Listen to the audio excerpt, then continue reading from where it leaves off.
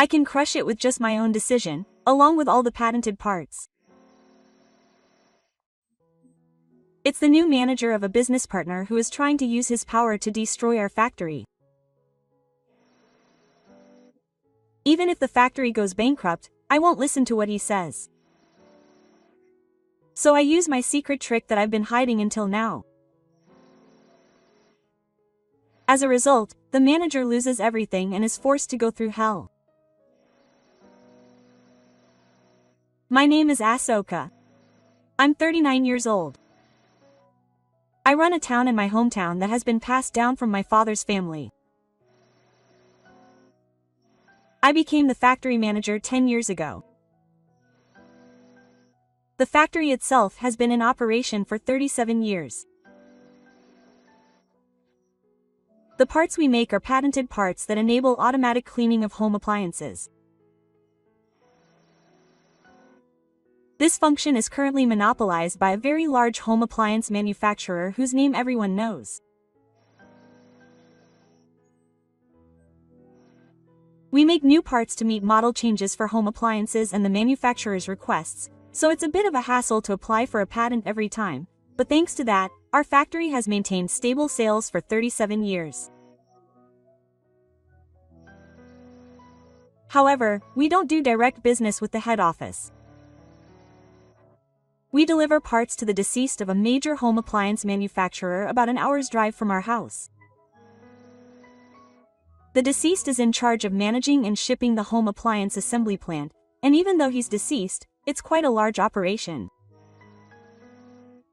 For the past 37 years, we have maintained a peaceful and safe business relationship without any major upheavals. Then one day, "Hello, Asoka-san. I've been waiting for you, Saito-san." The person who came to our factory was Saito-san, who is in charge of dealing with the deceased. When I became factory manager 10 years ago, Saito-san also became the person in charge of dealing with the deceased. Since we are close in age, we have built a very good relationship. However, Saito-san seems tired today. I show him to the room, and after we finish talking about work, I ask Saito-san what's wrong. "You look tired. Is something wrong? Did you know, Asoka-san? We've known each other for a long time." When I laugh lightly, Saito-san also smiles a little. However, his expression quickly clouds over. In fact, a new manager has been appointed to our sales department. Is that so? The previous manager fell ill a month ago and was hospitalized. I apologize for the late report. Saito-san bows his head, and I hurriedly shake my head in response. It's okay. It was tough. No, the one who's really having a hard time is the new department manager who was appointed half a month ago. According to Saito, that department manager came from the head office. Apparently, the dead company is chronically short-staffed, and since candidates for department manager were turned down due to their busy schedules, they called in people from the head office. I've asked the head office many times to do something about the shortage of staff, but a dead fairy from the countryside won't listen to me. I feel like I've caught a glimpse of the dark side of a major company, so I can't give a proper answer and just stay silent. The new department manager's name is Nishi, and Nishi is a relative of executive director Motoya. I see, that's troublesome. That's right. Whenever something happens, he uses the executive director's power to do whatever he wants. Even the dead company manager can't be assertive, and now Nishi is the boss. On top of that, Nishi can't do his job. It's rumored that he got promoted just because he supported the executive director. And yet, he thinks he can do his job, and he keeps meddling in our work. As a result, we end up with more and more extra work. I'm sorry. Don't mind me complaining like this. It's between Mr. Saito and me. As someone outside the company, all I can do is listen to what he has to say. Let's go out for a drink sometime. There's a new restaurant that opened. Sounds great, I'm looking forward to it. All I can do is invite Mr. Saito out for a drink to vent his frustrations, but I hope this will help him to clear his mind even a little. However, an unexpected turn of events occurs after this. A month after listening to Mr. Saito's complaint, Mr. Saito suddenly calls me and says, "Mr. Saito, I have something to discuss with you. Can I take General Nishibe over there?" "Sure, but what's with all of a sudden?" Quote.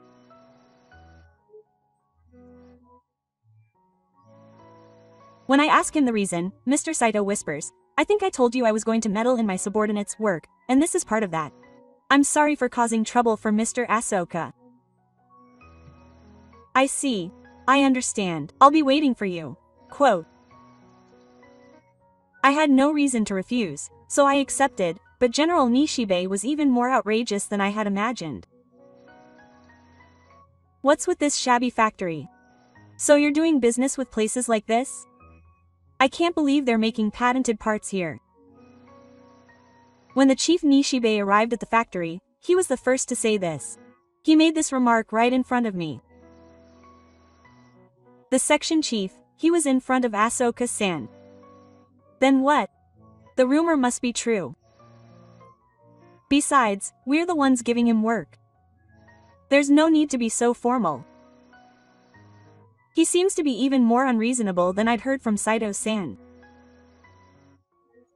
I somehow managed to put on a smile and pretended not to hear the chief Nishibe's insults as I led the two of them to the royal factory. "Here you go." As for tea, I prepared some and placed it in front of the two of them, but the chief Nishibe grimaced and refused the tea. "The tea from this shabby factory is too dirty to drink." Chief Nishibe. Saito-san tried to stop him, but the chief Nishibe glared back. "Do you have something to complain about to me? If you're going to stand up to the section chief, I'll report this to the head office." Saito-san turned pale and fell silent at this remark. If the managing director heard about this to the chief Nishibe, Saito-san wouldn't get away with it. He had just had a child recently, so he couldn't afford to lose his job. Do you understand the situation? The section chief continued to act in a high-handed manner towards Saito-san with a wide grin on his face. I couldn't stand to watch that, so I kept talking about work so that the two of them wouldn't have time to talk. "Well then, I look forward to working with you in the future." "Oh, is it already this late? I apologize for keeping you here for so long." Thanks to forcibly taking control of the conversation, Nishibe-san was completely at my pace. "Oh." When I indirectly urged the reporter, Nishibe-san stood up obediently. It seemed that Saito-san had noticed my concern, and apologized repeatedly with his eyes. When I opened the door to the treasure room, I almost bumped into someone who was there. "Huh? Why are you here?" The person I almost bumped into was my wife. She's in charge of the gym in general, and I was the one who brought the tea, but my wife was the one who made it. "I thought you needed to buy some tea." "Oh, are you leaving already? Please be careful on your way home."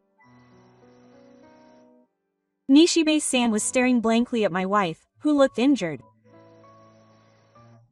As my wife left the scene, the section chief approached me with force. "Hey, who's that woman? She's a beauty that doesn't fit in with this countryside."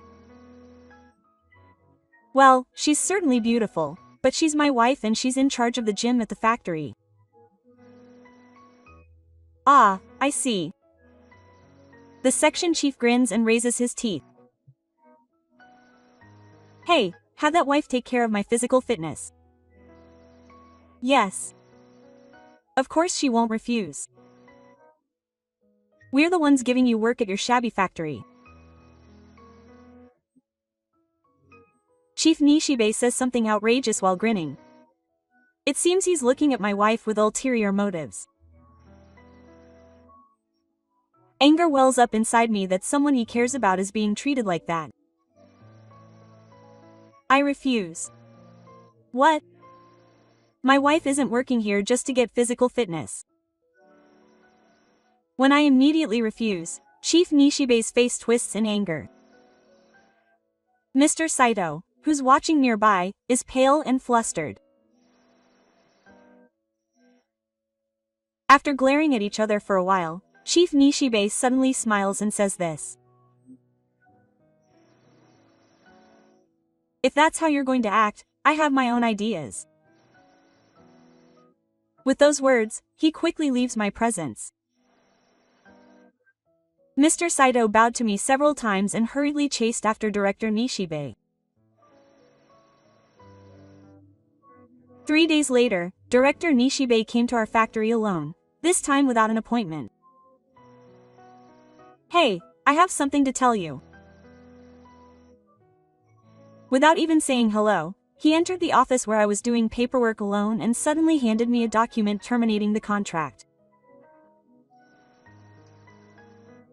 You don't seem to understand your position, so I'll make you understand. You're so arrogant, but I can shut down this shabby factory at any time with just a few parts. If you don't want that, you know that. I'm really glad my wife wasn't there. Director Nishibe's eyes were filled with ulterior motives.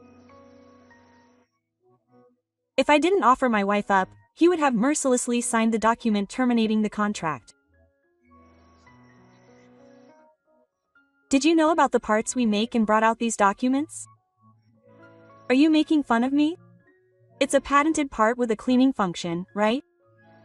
If you looked hard enough, you could find plenty of similar parts. I was so astonished by Director Nishibe's openness that I almost burst out laughing. We were able to obtain the patent because there were no similar products. Even if they found a part that worked similarly, it probably wouldn't be of the same quality as ours, and in some cases it would constitute patent infringement. This person doesn't seem to understand the essence of the problem at all. I'm a relative of Hanshabu. I'm not like you, who's just hustling for money in a shabby factory. I'm in a much higher position than you, do you understand? You don't deserve such a beautiful wife, Sada. Just shut up and hand her over to me. Then I'll let you off easy. This is clearly a threat. If we sue them legitimately, we'll win. If we fight back against a vulgar opponent like Nishibe, we'll just waste our time and effort. So I decided to use a secret trick that would solve the problem quickly. Oh, so they do that. Then tell the president that the land lease for Hanshabu is 20 times larger. By the way, my grandmother's family manages the land for Hanshabu.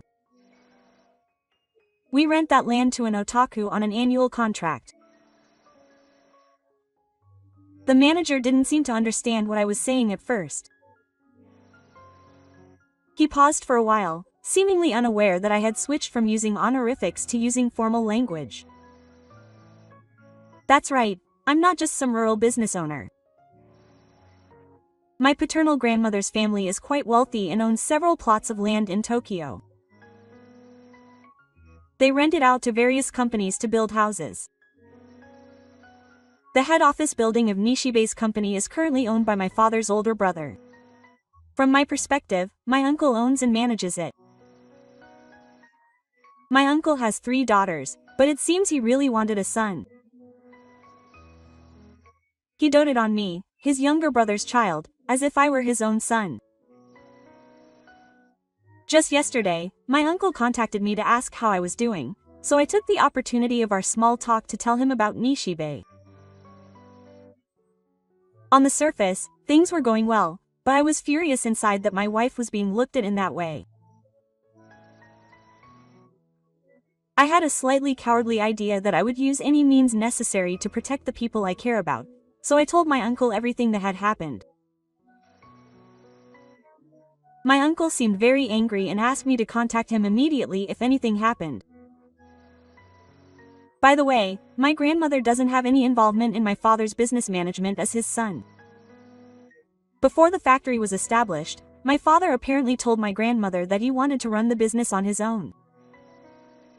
My grandmother, recognizing his determination, has not been involved in the management of the factory at all. My father has continued the factory for many years based solely on his ability. When I revealed the relationship between myself and the head office to Director Nishibe, he looked at me with wide eyes for a while, then gave me a silly smile. What are you talking about? If you're going to lie, say something more plausible. Well, it's no wonder he doesn't believe me. Then maybe if I call my father, the owner of the land on which the head office building is located, he'll believe me. I took out my smartphone and showed it to Director Nishibe. He must have realized from the look on my face that I was serious. Director Nishibe, who had begun to believe what I was saying, began to believe what I was saying, and started walking home, sweating slightly. Haha, that's a funny joke. I'll go home for today. The cowardly director chose to run away from the scene. As I watched his pathetic back leave, I contacted my uncle to convey my opinion. The next day, the factory building was welcoming visitors who were out of place in a rundown factory. I am truly, truly sorry. Next to the pale-faced and sweating Director Nishibe, a man dressed in an expensive-looking suit bows deeply. Please look up, President Iida. Thank you for coming all the way from the head office. Yes, this is President Iida, who heads the head office of Director Nishibe's company. When I contacted my uncle yesterday, he said he would tell the president about this matter. I'll make sure he apologizes to my cute daughter for what she did. My uncle said this with a hint of anger, but I never imagined that the president of the head office would come to see me just yesterday. I don't know how much of it my uncle has gotten through to, so I'll tell him in detail what happened. I will tell President Iida everything that has happened in the short time I've been involved with Director Nishibe. After hearing what I've said, the president yelled at Director Nishibe with a bloodless face. What are you talking about with a business partner? We're the ones asking for work. There's no hierarchy in business relationships. In the first place, there's no reason to look down on anyone, no matter who they are. It's common sense that adults should acquire as members of society. What have you learned so far? Everything President Iida says is right. I give my stern opinion while agreeing in my heart. To put it bluntly, this person is no good for business. Please make sure they never do business with us again. Also, I heard that the deceased is suffering from a chronic labor shortage. Please take proper measures to replenish the workforce. This should solve Mr. Saito's problems. President Iida listened to me with a strange expression and nodded. Understood. I will take immediate action. Nishi will never be involved with Onsha again. In fact, he won't be involved with any other company either. In addition to writing a written report and apology, I intend to impose severe punishment. A pay cut and a salary cut would be appropriate. A punishment? Nishi, who had been largely silent up until now, looked up in response to the words of punishment. President Iida replied to the manager with a devilish attitude. Of course. Considering what you did, it's more than enough. I heard you said that Mr. Asaka's parts could be purchased, but they can't be purchased because they're patented parts. Because of you, our main product was about to be discontinued. Don't you understand the seriousness of the situation? I told him that if manager Nishibe doesn't get involved in the transaction, we'll continue to supply the parts as usual. However, in some cases, the transaction could actually be discontinued. It seems that he finally understood after President Iida told him about this. The manager's face went from blue to white, and I'm sorry. Manager Nishibe bowed his head while trembling. I really didn't want to forgive him, but I couldn't bear to make things any worse. The moment I was about to accept his apology, Manager Nishibe said something outrageous. I won't be rude to you again. So please don't punish me. Do you know what you're saying? Manager Nishibe desperately approached me with tears in his eyes, his hairless face thinning. I just bought a house recently. I have children who are still growing up. If my salary decreases, I won't be able to make ends meet. I felt the slight sense of sympathy that had remained in Director Nishibe, who was still only thinking about his own safety even after coming here, completely disappear. I don't know anything about your circumstances. If you do something bad, you'll be punished. Even a child knows that. Besides, you're married, and you tried to steal my wife. What a hopeless person. This will be even harsher for you. The Director Nishibe's face was stained with despair. Take your punishment well and reflect on your actions from the bottom of your heart. This seemed to be the final blow, and Director Nishibe's shoulders slumped in disappointment. President Iida and I watched the scene with sober eyes. Director Nishibe's punishment was carried out swiftly. As originally stated, he was punished with a wide angle and a pay cut. And President Iida imposed an even harsher punishment. Director Nishibe was moved to the dead man's house in the walled area. Apparently, there's nothing there, even worse than the countryside where I live. Furthermore, there's a strict leader in that dead man's house. After hearing about Director Nishibe's story, the president submitted a re-education plan to the head office, which was approved by President Iida. Director Nishibe is said to be spending his days wearing himself out physically and mentally under the guidance of the deceased director. Incidentally, his wife was so disgusted by the director's actions that she apparently took her children and returned to her parents' home. Would you like me to continue reporting to you if you wish? No, that's enough. Thank you for your cooperation. President Iida even took the time to call me to tell me about the subsequent response and the details of Director Nishibe.